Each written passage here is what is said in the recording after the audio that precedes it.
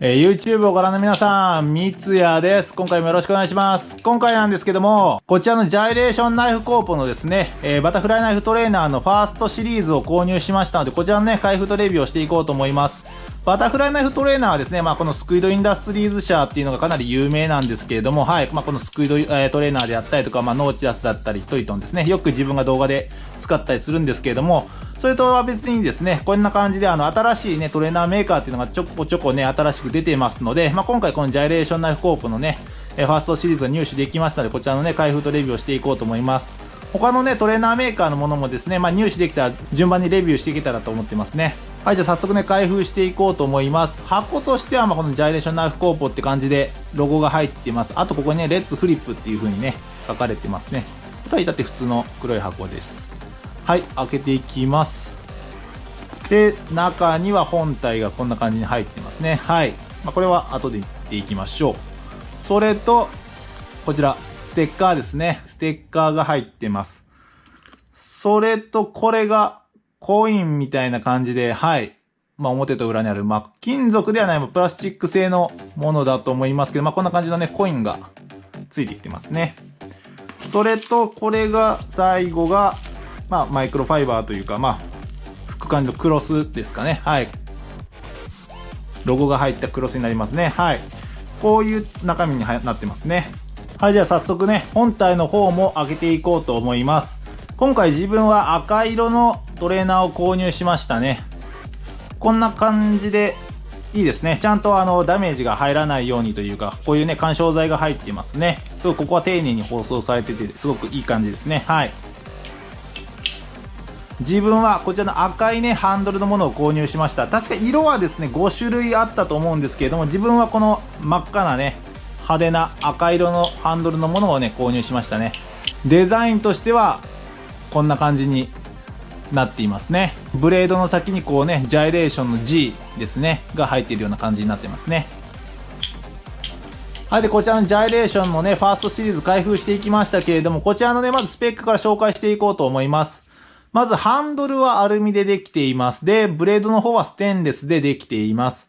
全体の長さが 25.4 センチ、ハンドルの長さが 14.3 センチ、重さとしては 137 グラムっていうようなね、感じになっていますね。で、すごくね、パッと見写真で見たときはですね、これピンレス構造になってるのかなと思ったんですけど、すごく見づらいと思うんですけども、一応全ピンっていう形でね、ここがこんな感じで止まるようになって、一応全ピン構造になっていますね。はい。でね、よくね、質問があるんですけど、こういうね、例えばトレーナーブレードの場合ですね、パッと見、どっちもね、一緒に見えるので、どっちがバイトハンドルで、どっちがセーフハンドルかね、わからないですっていうね、質問があるんですけれども、どちらかをね、バイトハンドル、どちらかをセーフハンドルっていう風に思ってもらってもいいですし、例えば大体こういうトレーナーブレードの場合ですね、この根元を見てもらったらわかるんですけど、ここにね、見えますかね？ここですね。ここにこう、突起というかですね、ボコボコって出る部分があると思います。これはね、スクイードトレーナーも一緒です。こんな感じでね、こうポコッと根元の方ですけど、ここですね。はい、こういう出っ張りがあると思うんです。この出っ張りがついてる方が本来ナイフだったらこう刃がね、ついてる方だよっていう意味です。で、なんでこの出っ張りがね、ついてるかっていうとですね、このチャップリンといったね、技があって、このナイフの背とですね、ハンドルの間に指を引っ掛けてこうくるくるくるくるね、回す技があるんですけども、これをやるときにですね、ナイフの背の方だからできる技であって、ナイフの本来刃がついてる方ではですね、やると当然刃がね、指に当たってるのでできないんですけれども、ここにね、こういう突起があるとですね、このチャップリンをしてるときにこの突起がね、手に当たるので、切れたりとかはしないんですけども、その出っ張りが当たって要はチャップリンがね、できないです。できないようになってるんで、ね、少し出っ張りに当たって少し指が痛くなるので、本来だったらこっちは刃がついてる方だから危ないよっていう風に間違ってるよっていう風に教えてくれるこういう出っ張りになっていますね。なので、このトレーナーの場合はですね、パッと見こうどちらから見てもね、一緒に見えるんですけど、この根元を見た場合、この微妙なね、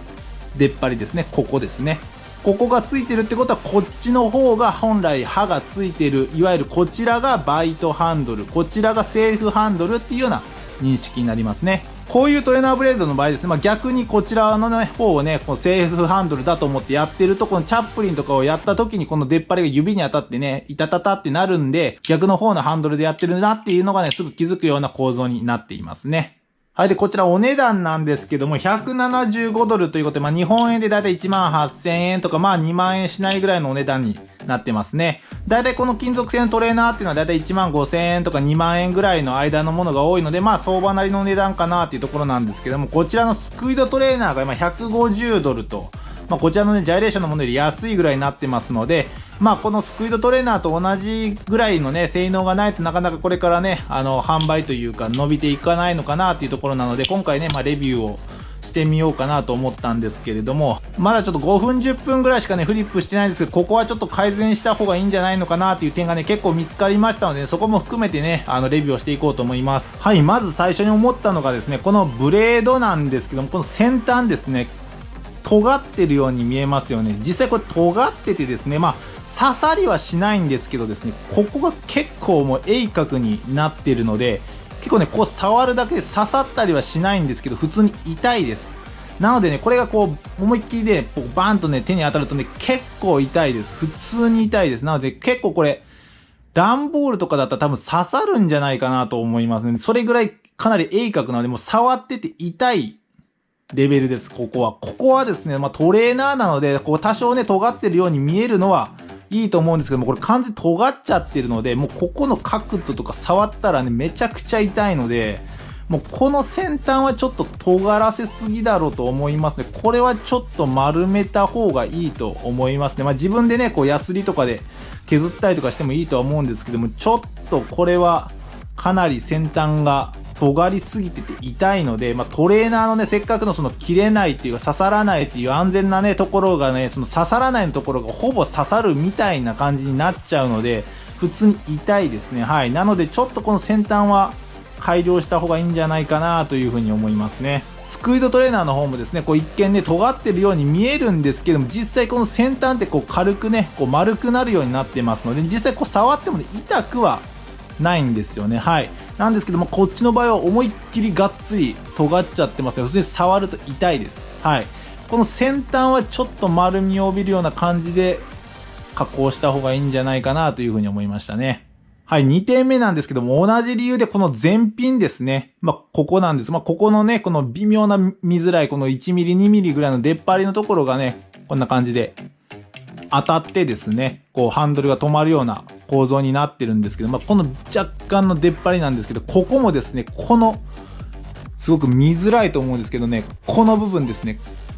この両端なんですけども、この両端がですね、また綺麗にしっかりね、尖ってるというかですね、角張ってるので、例えばこのインデックスロールとかっていう技があるんですけど、こういうですね、とかでやるときに、この部分にこう若干ですけど、指が触れます。で、触れるときにですね、ここがめちゃくちゃ角張ってるので、めちゃくちゃ指が痛い。めちゃくちゃ指が痛いですね、これ。もうこのインデックスロールとかっていう技がね、できないことはないんですけど、やるたんびにこう指がガサガサガサガサ思いっきりこの金属の尖った部分が触るんで、これ乾燥してる時期とかの冬とかにですね、やってると、これ下手すりゃ指ちょっと怪我して切れちゃうんじゃないかなっていうぐらい尖ってますね。はい。もうこの加工面がなんていうか面取りされてないというかですね、もう尖りすぎてて触ったらすごく痛い。本来ね、絶対しないような怪我をね、しかねないぐらいも尖ってますね、加工面がですね。かなり、全体的に面取りが甘いというかですね、っていうのがかなり見受けられましたね。ここの部分もこのままじゃちょっと使えそうにないんで、ここももう自分でちょっとヤスリかなんかで後で削ろうかなと思いますね。これはちょっと本当に改善しないととてもじゃないですけど、まず使えないかなっていうところですね。で、次にハンドルなんですけど、これは正直写真でね、見た時に分かってたんですけど、これね、ハンドル、こう見た方が多分分かりやすいと思うんですけど、そうですね、こちらのハンドルはですね、どちらかというと四角いですけども、こっちは丸ですよね。はい。ここはね、写真で分かってたんですけども、全体的にこの丸いハンドルのデザインのね、トレーナーになっていますね。で、これはですね、角張ってる方がやりやすい技もあれば、この丸い方がね、やりやすい技もあるので、これはね、好みが分かれるところかなとは思ってたんですけど、この溝ですね、滑り止めになる溝なんですけど、これもね、結構浅いんですよ。細くて浅いので、滑り止めの役割ね、ほぼ果たさない感じになってます。で、横は一切何もないので、もうツルツルピッカンなんですけども、はい。全然滑り止めの役割ここ果たさないので、この手で持ってこういう風にやるね、ファーニングだったりとか、こういった技はね、全然問題なくできるんですけど、例えばキスグッドバイのようなですね、こういう途中この指とかでね、こう挟んだりとかしたりとかするね、技をやるときにですね、もうこう、つるっとね、滑るんですね。で、滑るし、しかもこう角張ってないので変な方向にこうハンドルとかがこう向いちゃったりとかしてですね、技がちゃんとできなかったりとかね、しますね。これも若干慣れがあるのかもしれないですけれども、かなりやりづらいですね。これは正直丸いハンドルのね、デザインなんで、そういうのはね、あるだろうなとは予想はしてましたけど、思った以上に滑りますね、ツルツル。で、おまけにこれから乾燥にね、する季節に入ってくるんですけれども、余計滑りやすくなるかなと、なかなか技がね、決めづらいかなというところがありますね。この溝が思ったより細くて浅いんで、結構滑り止めの役割はほぼ期待できない感じになっていますね。ちょっとここももう少しこう太く、もう少し深くというかですね、ちょっとこう、滑り止めの役割を果たすぐらいの感じにしてもらいたいかなと思います。もしくはこの側面にですね、入れるとかですね。そうするとちょっとデザイン的なね、問題でこう、あえてこういう綺麗なね、丸のね、デザインにしたかったんでしょうけど、ちょっと滑りやすすぎるかなといったね、印象ですね。今のこの時期でさえこれだけ滑るので、冬とか乾燥した時期になるとかなり滑ると思うんで、その時期は多分かなり使いづらいかなと思いましたね。はい、さっきからね、すごく酷評が続いているんですけど、まだまだあります。このトレーナーなんですけども、基本的にバタフライナイフっていうのはですね、遠心力っていうのが大事になります。なのでですね、このバランスっていうのもすごい大事なんですけども、あとこのハンドルのね、エンドですね。ハンドルエンドだったりとか、こういう端の方が重いとですね、非常にフリップがしやすくなります。このスクイードトレーナーとかがね、わかりやすい例なんですけども、ここにね、この白いシルバーのものがね、ポコポコっとあると思うんですけれども、これはですね、スチールになってますので、いわゆるこのハンドルエンドが重くなるようにね、少しだけ重くなるようなね、設計というか、デザインになっていますね。こういった形でね、ハンドルの端が少しだけ重いとですね、こういう回転系の技をね、やるときに非常に回しやすくね、なりますね。はい。っていう工夫になるんですけれども、こちらの場合ですね、このハンドルエンドは特に何か工夫がされているわけでもなく、どちらかというとちょっとね、こう、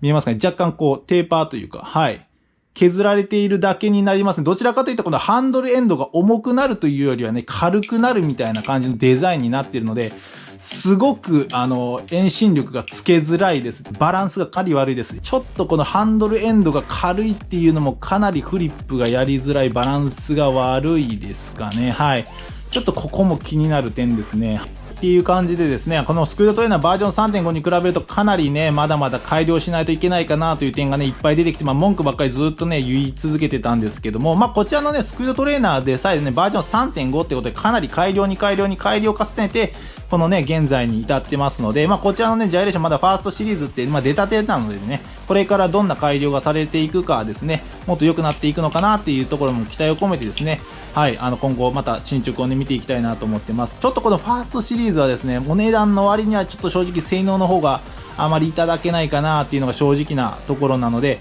同じ値段なのでね、やっぱどっちがいいって言ったら、この圧倒的にこのスクードトレーナーの方がね、性能が良すぎてですね、絶対こちらがいいっていう風に言い切れますね。ただこちらのね、デザインであったりとかですね、この真っ赤なハンドルだったりとかですね、そういったところはね、かなりいいので、今後の改良に期待をしてみたいなと思ってますね。あとですね、この丸いハンドルですね。これもいい点も悪い点もあるっていう風に言ったんですけど、結構滑るんでね、あんまりいい点が見つかりづらいかなとは思いますけれども、